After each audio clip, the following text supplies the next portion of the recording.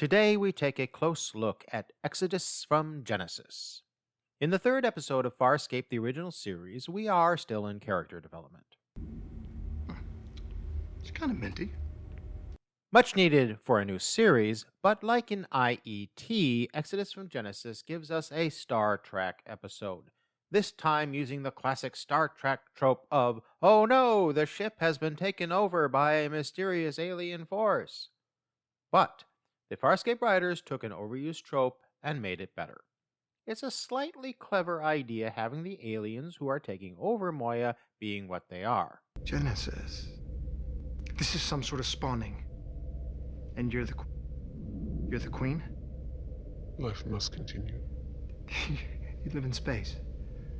Freezing space. But you need warmth to lay your eggs or to give birth. Although having the aliens be able to duplicate the passengers on Moya is a bit silly, sorry. Exodus from Genesis provides some essential character expansion, but the main plot is another easy in, easy out affair. Aliens take control of the ship, our heroes figure out what's going on, and eventually get out of it, no harm done, and everything back to the way it was. The episode's strength, besides watching mascara-wearing Australians sweat, is its focus on the people on Moya who are struggling to adapt to their new reality. Like in IET, Rigel is challenged to overcome his lack of confidence and save his companions. New, though, is Erin being challenged to deal with her inherent vulnerabilities. First, let's talk Rigel. Again, his size, or lack thereof, comes in handy as he is thrown into the role of scout in Moya's passageways. Should. I'll go when it's more definite, thank you. You'll go now. Oh, what is it? Looks and manners never fail to amaze me. But plucky little Rigel finds the source of the problem.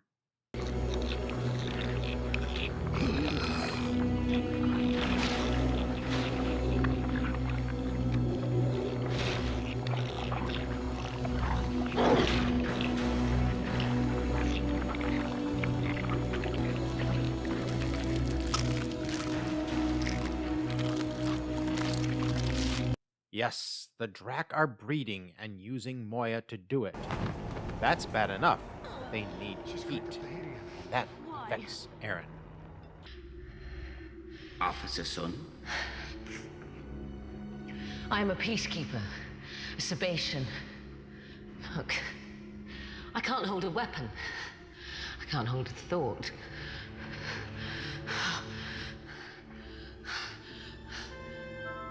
It is strange to be so close to a peacekeeper I do not fear.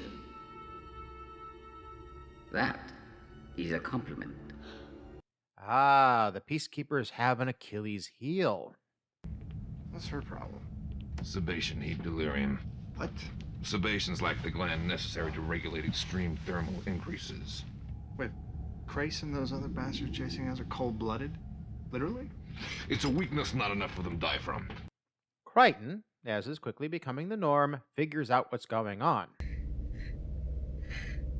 But does it need to be this hot? Warmth propels the emergence. Your habitat is capable of even greater warmth, but it resists. Tell me why it does this. Because it's a living being. A host. And this heat is very bad for our habitat. If you keep it this warm, our habitat will die. And there will be no heat. And all of your young will die. Thus, a truce is entered, but evil peacekeepers ruin it, just like they ruin everything. Weapons fire on board. Weapons fire. What? Moya's neural links are being badly affected by the heat, but I believe it came from the maintenance bay. I'm picking up 5 unidentified life forms and a ship in the transport hangar. The Marauder. The increased heat brings up the most important event in the episode. Speak with me, damn it! It's up to you. Aaron, no, I'm trying to... Before the living death takes hold, you have to be prepared to kill me. Promise. No, not a chance. You said I'm not alone. A friend would do this for me. Family would do it swiftly. Aaron, who earlier in this episode said to Crichton, No offense, human. What can I possibly need from you? now turns to him for the ultimate need. It is significant that she turns to Crichton and not Dargo. Dargo understands what sebation heat delirium means. It is a huge step for Aaron not only to deal with her vulnerabilities, but to reach out to Crichton for help. Her action is one step closer to Crichton, foreshadowing so much to come. But it is Rigel who is the real savior. He walks in, yes, we see Rigel walk to the Drac nest and somehow negotiates with the monarch of the Drac. I have communed with your sovereign. He's most agreeable. I trust him. Rigel is not my sovereign. He is today. Then you know we wouldn't hurt you. I know all. Yes, Rigel saves them again, the others playing a supporting role. Like in IET, Rigel overcomes his insecurities and rises to the occasion. In Exodus from Genesis, his royal lineage is confirmed, as is his leadership. We shall not meet again, great ruler. Don't worry, this one will last me a lifetime. Although yes, Crichton faces down the Peacekeeper Lieutenant. He's figuring things out. Yeah, I'm getting the hang of a few things. Of course, when I do... Things change and you find you're more confused than you were before. Yeah, pretty much. That conversation between Crichton and Zan leads to our philosophical moment. Time and patience. Time and patience. Is that your answer for everything? Yes, because it's always the right answer. Okay. How does time and patience answer this? We see the Dracs, or we saw them, as pests, something to be stepped on and crushed. If you're asking for a distinction, I think it's often unclear. Moira is alive and she's our protector, but she's also our servant. She relies on us and we rely on her. It's a mutual, symbiotic relationship. So, who lives and dies in your world is as arbitrary as it is in mine. The answer is reverence for all living beings, which may come with Time and patience. yes, John. Who lives and who dies? There are few more important questions. Farscape lacks a philosopher on the show, but it always has a strong ethical sense, especially personified by Zan. This isn't one of my favorite episodes. It's not bad, but it's not that good. It's just, again, character development, crucially moving forward, primarily Crichton becoming part of the crew. And there's that first step of Aaron reaching out to Crichton. What we learn in this episode. Aaron had applied to transfer to a commando squad. Aaron refers to ship's beetles as though they are commonplace. The first appearance of the word yachts, which appears to be Hynerian for hell. Crichton went to JFK High. And most importantly, what we learn is this odd thing about sebaceans, that they lack the ability to regulate body heat above a certain temperature. Dargo says they lack a gland to do that. Aaron describes the symptoms. As our cells overheat, the nervous system shuts down. First short-term memory, then motor functions. The last to go is long-term memory. Sounds like an ugly way to die. We don't die. Our body lives on in that state. It's called the living death. It's the only time we kill our own from mercy. The terrace is an area atop Moya, which is protected from the vacuum of space by an invisible barrier. At the scene at the end of the episode on the terrace, we see Aaron smile genuinely for the first time. Ponderables. Yes, we have to talk about this sebation heat delirium. Sebation heat delirium is an odd thing.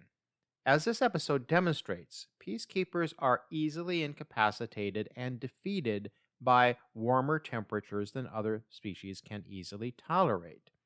It's already been established that the peacekeepers are this hard-ass race of warriors, this military machine. But that an advanced species could survive with such a profound vulnerability is surprising. That such a species could be a military power is even more surprising. I really don't have a good explanation for it other than simply it's an interesting plot device. Yes, it's kind of their Achilles heel, the peacekeeper or Sebastian kryptonite, if you will. They don't overuse this trope, this vulnerability throughout the series, not to give anything away, but it still does strike me as a very odd thing. Now, as for the monarch of the Drac, I like the idea of the insectoid style species that lives in the coldness of space but must heat to breed. That makes a certain amount of sense. The monarch of the Drac, however, has in this episode no real reason to try to communicate with the inhabitants of Moya. It's odd in general that this species has intelligence, but that's kind of the Star Trek thing. Everything has intelligence out there. The monarch has control of the ship and could easily just snuff out the inhabitants of Moya. And why aren't these just insectoid organisms that just do what they do and go on? Also, how can the monarch understand Crichton and Rigel? This is that translator microbe problem again that we saw in IET, and we see this, it kind of gets forgotten pretty quickly in the series. But I will grant them that, the writers, I mean, because you can't be having an inability to communicate with alien species all along. But does the monarch of the Drac have translator microbes? Since the monarch says that she needs to use Zan's body to speak to Crichton, then how did the monarch communicate with Rigel when Rigel entered the nest? How was she speaking to Rigel? How was she communicating to Rigel? I know. Sometimes suspension of disbelief is necessary for the plot. If you like these deep dive episode recaps of Farscape the original series, I'll keep doing them. Please support it by clicking on the Ko-Fi donation link below this video. Thank you, and see you next time for episode 4.